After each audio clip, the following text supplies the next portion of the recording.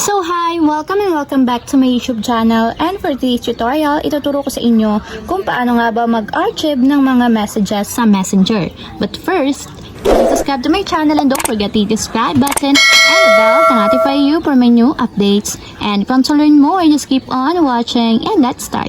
So ayan guys, for today's video, mag-open lang tayo ng ating Messenger app. And dito ipapakita ko sa inyo kung paano nga ba mag-archive ng mga chats, convos, or messages.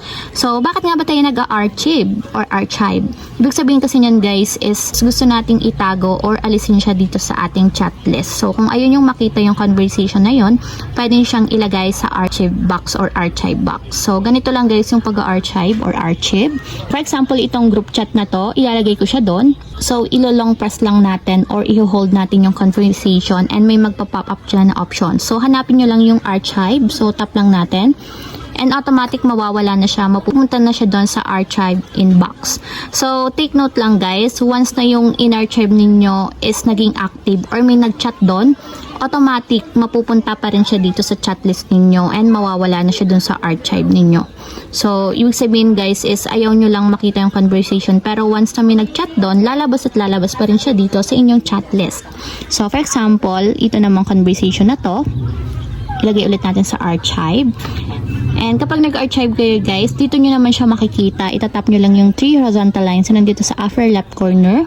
And dito makikita nyo na agad yung archive inbox. So tatap lang natin. And dito nyo makikita yung in-archive ninyo. So para naman maibalik sa chat list, ang gagawin nyo is ganun pa rin, long press and then unarchive or archive. So ayan. And wala nang laman yung ating archive inbox kasi nabalik na siya dito sa chat list. So, ayan lang guys. Ganun lang kasimple kung paano nga ba mag-archive ng mga messages sa Messenger.